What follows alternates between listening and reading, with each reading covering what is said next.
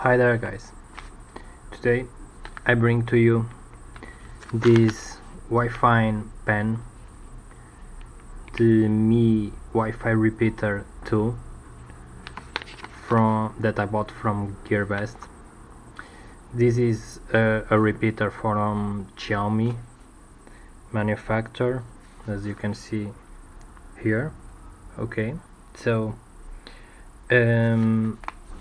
this one it's powered by a 5V to 1 amp power source. It's a wireless type 2.4 GHz up to 300 megabytes per second speed. Okay, so works with standard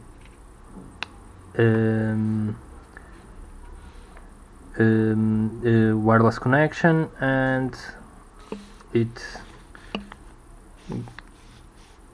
have a quick starter guideline to show you all how to connect it and how to put it working.